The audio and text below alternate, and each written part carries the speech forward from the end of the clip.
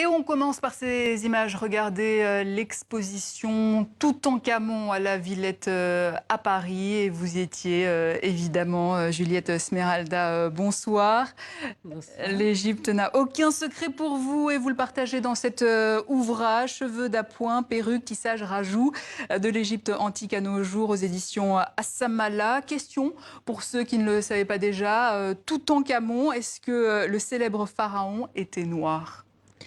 Eh bien, c'est justement la question, on va dire, problématique par rapport aux égyptologues occidentaux qui soutiennent qu'il était blanc ou qu'il était métis. Mais pour vous? Et pour moi, je crois que j'ai tranché dans l'ouvrage. J'ai fait le choix de... Bah, dites-le aux téléspectateurs. Non, alors. pour moi, Toutankhamon, ben, quand on voit ses parents, c'est ce qu'on appelle un kamite aujourd'hui, un Remetou de l'Égypte antique, parce que les Égyptiens Un kamite, anciens, un négro c'est africain. un Africain noir, comme on veut, mais il s'était donné des noms. Et les Égyptiens anciens s'appelaient en réalité Remetou. Donc j'ai utilisé bien le vocabulaire que eux utilisaient aussi pour se désigner. Alors, selon vous, il était noir, tout comme l'ensemble de l'Égypte Comme ancienne, en l'ensemble fait. de... Oui, si on considère la question à partir des dynasties, toutes les premières dynasties sont négro-africaines, elles sont kamites, elles sont remetou. Et puis, à partir des invasions qui arrivent bien plus tard, quelques millénaires plus tard, bien, il y a des métissages en effet. Alors, comment expliquer cette interview du Point, vous en parlez dans votre livre, daté du 11 avril 2019, lors de l'expo Toutankhamon à la Villette, celle de l'égyptologue française Bénédicte Loyer, Toutankhamon, nouvelle victime du complotisme, point d'interrogation, où elle remet en cause l'africanité noire de l'Égypte antique, théorie farfelue, complot noir, dit-elle, émise par des africano-centristes. Comment vous réagissez à cela? Moi, je suis étonnée. J'ai l'impression que dans le monde de la recherche, beaucoup de ce type de ces problématiques avaient été résolues. En tout cas, qu'on avait, avec de grands chercheurs, fait un état des lieux, qu'il y avait eu le colloque du Caire, que Cheikh Anta Diop avait posé des bases de l'africanité, enfin, en tout cas, la camité des Remetou. Et puis là, on a l'impression que c'est une jeune chercheure, hein, une jeune égyptologue. On a l'impression que, eh bien, on régresse un peu dans des savoirs qui étaient bien établis, bien qu'on revient à des débats qui sont vraiment, à mon avis, dépassés et qu'il nous faudrait dépasser. Et donc, à l'aune de la difficulté qu'on a eue d'accepter que Toutankhamon soit blanc lors de cette exposition, eh bien, on a vu se révéler en fait un corps de chercheurs, d'égyptologues qui continuent à penser, à véhiculer l'idée que l'Égypte était sinon blanche, au moins métisse. Mais peut-être que le problème, c'est qu'ils n'avaient pas pris en compte le temps, comme vous le disiez, cette dynastie. Ils ne citent les Noirs que sous la 25e dynastie. C'est peut-être ça l'explication. Mais c'est ça le problème. Mais aussi, les Kamites le croient aussi. Beaucoup de Kamites pensent que l'Égypte, que le noir n'apparaît dans la lignée des pharaons que sous la 25e ou 26e dynastie. Mais oui, l'idée que, enfin, ce qui m'a intéressé dans la déconstruction de ces problématiques qui, à mon avis, sont dures et de manière inconsidérée, c'était de reprendre la problématique en hiérarchisant les dynasties et en cherchant les phénotypes qui étaient dominants à chaque dynastie, sous chaque dynastie. Et pour construire ce livre, justement, vous avez pris en compte le témoignage de plusieurs experts en la matière. Comment on fabrique un livre comme celui-ci?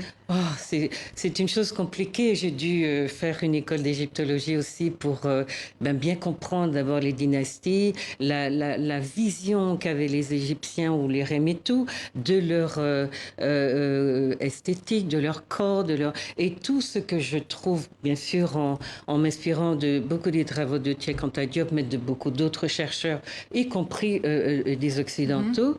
Et il s'agissait de montrer qu'à travers l'esthétique, qu'on ne pouvait pas avoir créé une esthétique qui prenait en compte la spécificité du cheveu crépus et de la peau noire si on ne le portait pas, on ne les portait pas à soi-même.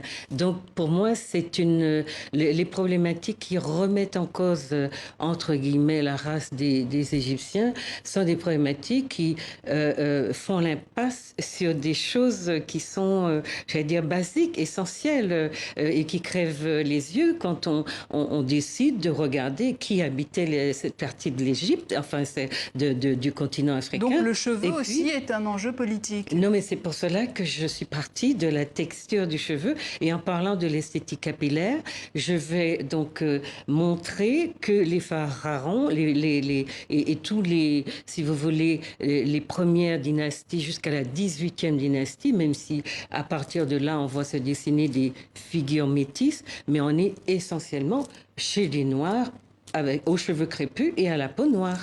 Question, le nez cassé du sphinx de Gizeh. Est-ce que vous avez la réponse? Non, on n'a pas de réponse. Et puis, il y a plusieurs hypothèses, en tout cas. Il y a beaucoup d'hypothèses, mais il y a, en tout cas, des chercheurs s'occupent aujourd'hui de comprendre pourquoi, justement, tous les pharaons noirs, nègres, comme on veut, ont le nez cassé. Et puisque ce sont d'ailleurs les Européens qui ont établi que les traits négroïdes, entre guillemets, étaient donc les nez épatés et les grosses lèvres, etc. Donc du coup, comme ils sont tous cassés aujourd'hui et qu'il est question de remettre en cause justement la camité des Remetou, eh bien, la question se pose. Pourquoi est-ce que les nez sont cassés? Donc, il y a des chercheurs qui s'occupent de nous trouver des réponses, à mon avis, qui sont des réponses scientifiques. Voilà, parce que certains parlent même d'imposture scientifique, un blanchiment pathologique des héritiers de l'Égypte, un déni des Blancs.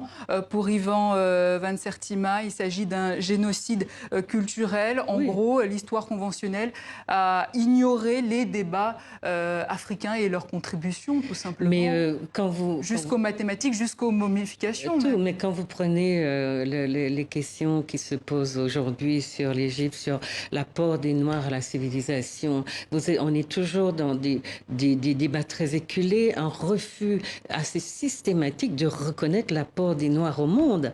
Et franchement, quand j'ai fait le choix de partir des premières dynasties en travaillant sur l'esthétique capillaire et puis beaucoup d'autres aspects, hein, tout, le parfum, les coiffures, le rasage du crâne, la coloration des cheveux, le maquillage. On remonte donc aux Remetou, qui sont ceux-là qui apportent, au-delà des mathématiques, etc., qui apportent leur conception de l'esthétique au monde. Et le monde entier s'inspire de cette esthétique et est aujourd'hui une esthétique qui est pratiquée partout où on va. Donc, il s'agit de bien casser le mythe du métissage du Remetou, d'accepter qu'il était donc un personnage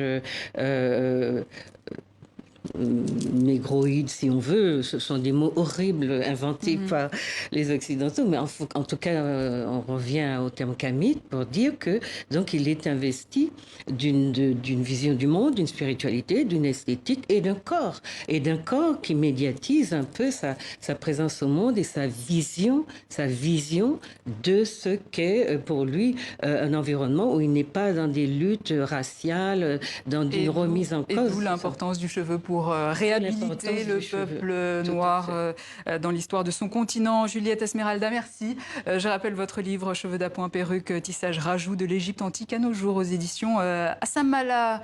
Voilà, fin de ce journal. Excellente étude de programme à vous tous et à demain pour un nouveau tour de l'actualité.